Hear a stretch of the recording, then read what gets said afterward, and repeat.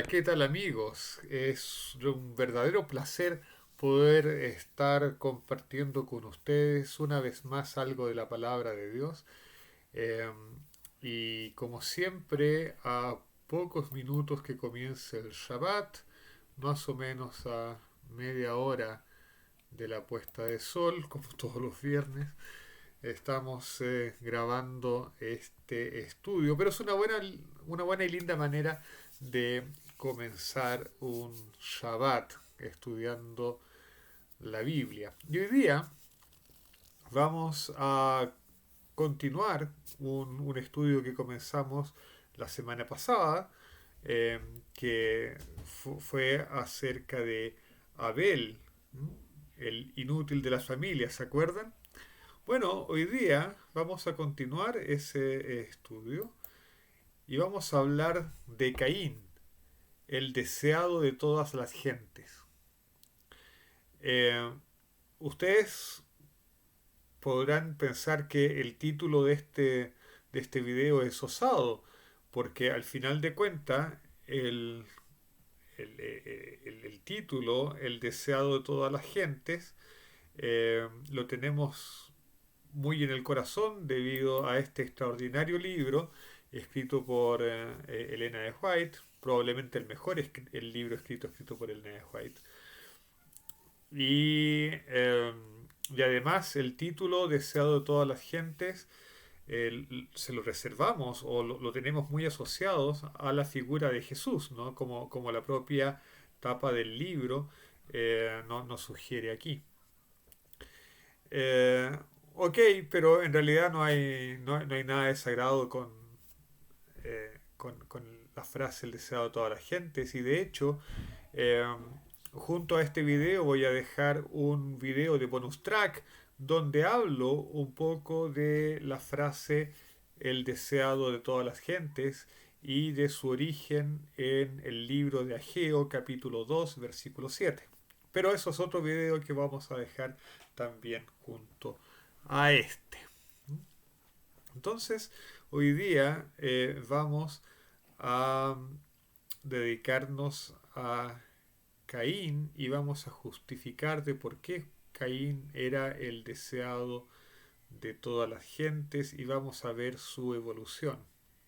Entonces, sin gastar más tiempo, vamos al texto, ahí a Génesis capítulo 4 y la historia que vamos a considerar está entre los versículos 1 al 12. La historia de Caín continúa más allá del versículo 12, pero nosotros nos vamos a detener ahí.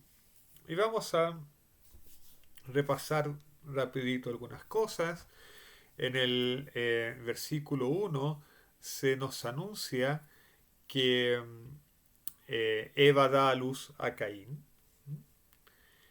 y ella exclama, ¿no es cierto? He adquirido un varón de parte de Jehová. Y esa exclamación nos, nos da la pista un poco de eh, cuáles eran las expectativas con Caín. Probablemente Eva esperaba que Caín fuese el Salvador, aquel descendiente de la mujer que iba a pisar la cabeza de la serpiente, la promesa hecha por Dios unos versículos antes, ¿no es cierto? En Génesis 3:15. Pero luego, y nosotros dijimos en el video anterior que probablemente en el mismo parto, nació Abel. Abel. Y hay un contraste, hay un contrapunto entre Caín y Abel. Nosotros dijimos que Abel toma la extravagante decisión de dedicarse a pastorear ovejas, cuando todo el mundo era vegetariano, lo que había que hacer era cultivar la tierra, que fue la opción que tomó Caín. Y por eso en el video anterior hablamos de Abel como el inútil de la familia, ¿no es cierto? Este tipo que hace cosas raras, que hace cosas que nadie había hecho antes y que no se dedica a lo importante que es cultivar la tierra. Y sin embargo, Caín, este chiquillo que nació bajo esa tremenda esperanza de ser el libertador, de ser el redentor, y que toma sobre sus hombros la responsabilidad entonces de ser ese libertador, también toma la responsabilidad de labrar la tierra para obtener el sustento y el alimento para la humanidad. Entonces, Caín era realmente el deseado de todas las gentes. Claro, en esa época las gentes se reducían a Adán y a Eva, pero de todas maneras, Caín era el hijo deseado, Abel era el hijo superfluo, el que vino de más, el que nadie sabe qué papel cumple en el mundo. Pero Caín era el que había sido deseado, el que llevaba la responsabilidad de libertar a la humanidad y el encargado de llevar adelante esta tradición, entre comillas, la labor de labrar la tierra. Pero había un problema con la tierra. La tierra había sido maldita. En el capítulo 3 de Génesis, en el versículo 17, luego de la transgresión del ser humano, eh, Dios le dice al hombre: porque obedeciste la voz de tu mujer y comiste del árbol del que te mandé diciendo, no comas de él, sea maldita la tierra por tu causa, con dolor comerás de ella todos los días de tu vida. Espinos y cardos te producirá y comerás plantas del campo. Con el sudor de tu frente comerás el pan hasta que vuelvas a la tierra, pues de ella fuiste tomado, porque polvo eres y al polvo volverás. Esa es la maldición que Dios colocó sobre la tierra, la misma tierra que Caín debía labrar con esfuerzo porque la tierra producía espinos y maleza. Y Caín entonces se quebraba la espalda labrando la tierra mientras su eh, hermano Abel estaba sentado bajo la sombra de un árbol cuidando a sus ovejitas. Lo natural es que en Caín haya comenzado a surgir entonces un sentimiento de rencor, incluso de rencor contra Dios, porque al final de cuentas él se estaba quebrando la espalda porque Dios había lanzado esa maldición sobre la tierra. Y por otro lado, debe haber sentido resentimientos contra el padre, porque finalmente el padre había pecado, sus padres habían pecado, Adán y Eva, y él ahora tenía que quebrarse la espalda, desgastarse labrando la tierra, porque sus padres habían pecado. Elena de White, en Patriarcas y Profetas, dice algo así en el capítulo 5. Al comienzo del capítulo 5 dice: pero Caín abrigaba sentimientos de rebelión y murmuraba contra Dios a causa de la maldición pronunciada sobre la tierra y sobre la raza humana por el pecado de Adán.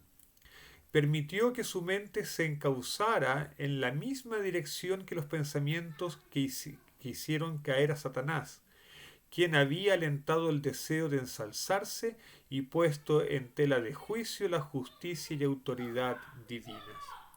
En efecto, en efecto, Caín debe haber sido tan exaltado, tantas eran las expectativas puestas en él que él probablemente creía que él era topísimo, que era un tipo extraordinario. Y, y debe haberse preguntado por qué él, siendo un tipo tan extraordinario, con tanto futuro, con tantas esperanzas puestas en él, por qué tenía que romperse las espaldas labrando la tierra. Y Cuando tocó la vez de que Caín hiciera una ofrenda a Dios, por supuesto su ofrenda no fue con agrado, al contrario, su ofrenda fue con desagrado.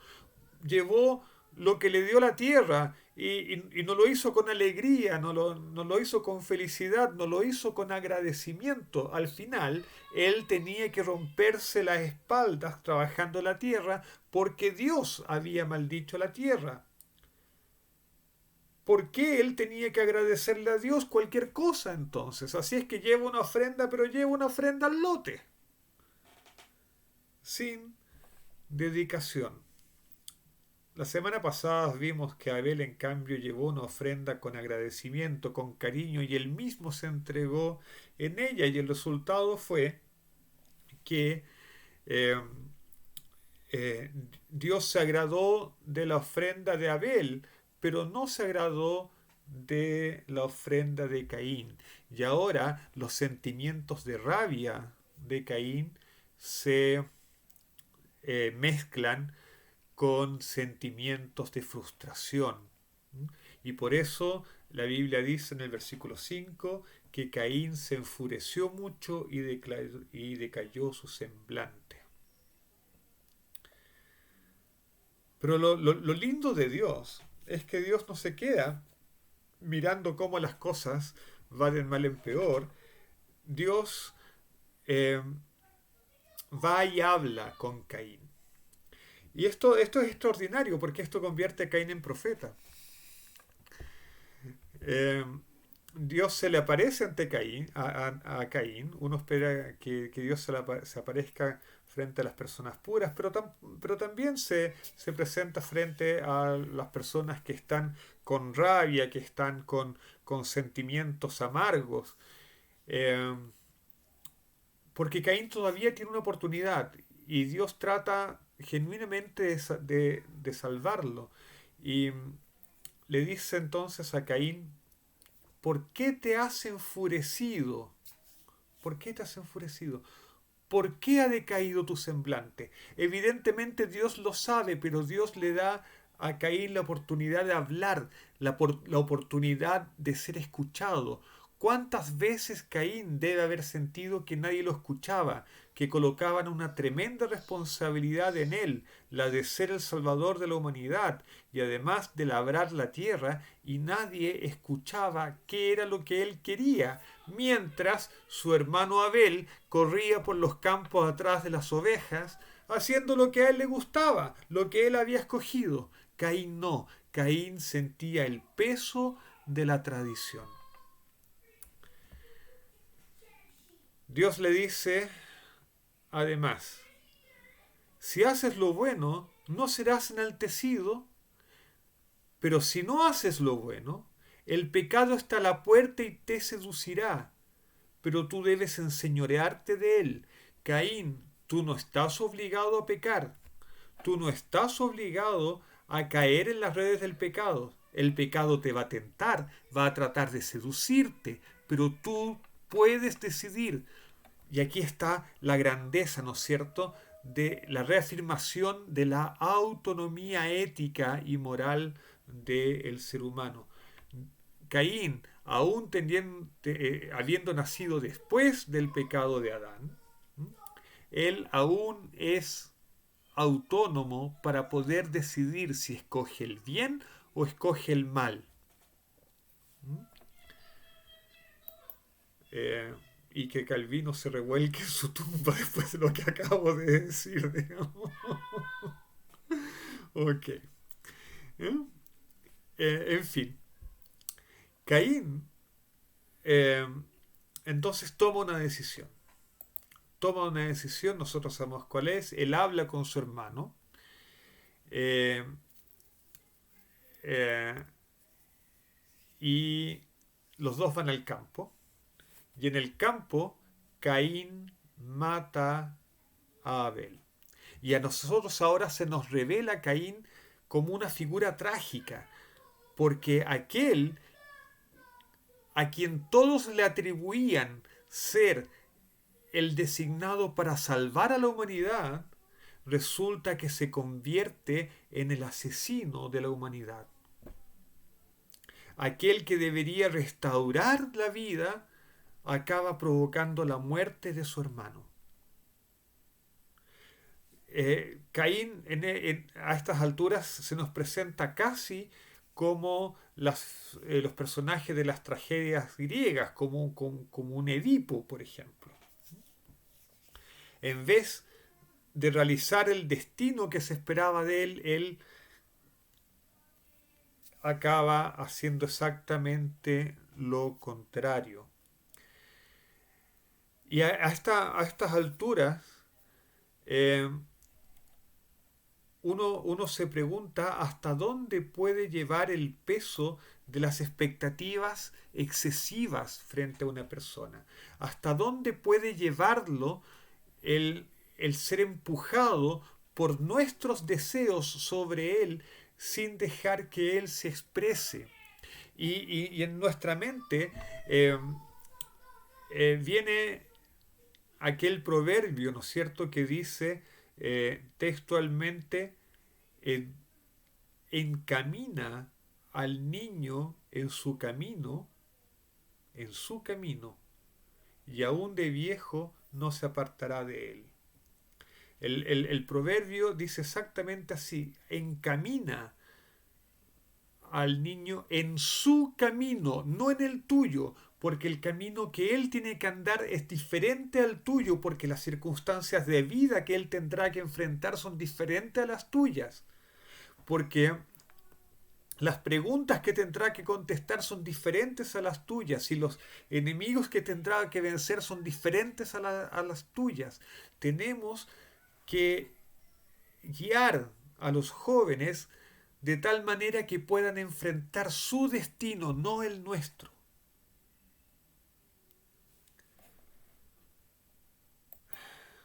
A veces proyectamos nuestros deseos, nuestras esperanzas en otros, y eso puede hacerles tanto daño como ocurrió con Caín, que en vez de tornarse el libertador que todos querían que él fuese, se torna en asesino, en destructor de la humanidad. Y luego Dios, en vez de castigar, en vez de fulminarlo con un rayo, va y habla con Caín y le pregunta, ¿no es cierto?, ¿dónde está tu hermano? Y Caín le responde, no sé, ¿soy yo acaso guarda de mi hermano? Y luego le pregunta a Dios, ¿qué has hecho? ¿Qué has hecho? ¿Qué hiciste? Tú podías haber tomado una mejor decisión. ¿Qué hiciste? La voz de la sangre de tu hermano clama a mí desde la tierra. Ahora pues, maldito seas tú lejos de la tierra que abrió su boca para recibir de tu mano la sangre de tu hermano. Cuando trabajes la tierra, ella no te volverá a dar su fuerza y serás errante y fugitivo en la tierra. Y la maldición que atormentaba a Caín se torna aún peor. Vemos en Caín a alguien que está preso, que es prisionero. Prisionero de los deseos de los demás, prisionero de una tradición, prisionero de lo que se espera que él haga, en contraste con Abel, que era el inútil, que era el superfluo, el que vino de Yapa, el que no tenía un propósito claro y que pudo hacer lo que él bien entendió y pudo innovar, pudo cambiar las cosas, pudo salirse de la tradición y enfrentar el mundo y la vida de una manera novedosa, proponiendo soluciones nuevas. Caín tuvo que dedicarse con el peso de las expectativas sobre él a labrar la tierra, a insistir en la única solución que su tradición le presentaba, que era enfrentarse, enfrentarse y enfrentarse a la maldición, al camino infructuoso, al camino trillado una y otra vez, que de tanto ser andado se ha vuelto duro. A veces nuestra tradición nos limita. Una canción tradicional cristiana que a mí me, me produce mucho malestar, que es aquella que en inglés dice, Give me em, the old time religion. Give me the old time religion. Denme la religión antigua, ¿eh? Porque es suficientemente buena para mí. Pero ¿por qué tenemos que seguir limitados con las viejas tradiciones? Es cierto que la religión tiene que conservar algunas cosas, esas cosas que nosotros llamamos los grandes principios, la Biblia, las grandes enseñanzas de la Biblia. Pero tenemos que ser capaces de conversar con las nuevas épocas y con las nuevas circunstancias que tenemos por delante. Debemos ser capaces de ser dialogantes, de dialogar con las circunstancias que nos tocan vivir. Y así como Abel se dio cuenta que no sacaba nada con labrar la tierra porque la tierra estaba bajo maldición y que tenía que encontrar nuevas soluciones, por ejemplo, pastorear ovejas, así también nosotros tenemos que ser capaces de presentar nuevas perspectivas, de hacer nuevas lecturas del mundo y poder plantear soluciones novedosas. Novedosas. Caín fue preso de su tradición, estuvo preso en las expectativas que se colocaban encima de él y en el peso de su tradición. No fue capaz de dialogar y, y, y la vida de Caín, así como puede ser las vidas de nuestra propia religión, puede terminar traicionando aquello que se esperaba que cumpliera. De esta manera, creo yo, la Biblia desde sus inicios nos está llamando a tener una fe inteligente, una fe dialogante con los tiempos, una fe que pueda ser capaz de hablar de manera distinta y de proponer soluciones distintas sin necesariamente tener que modificar los principios básicos.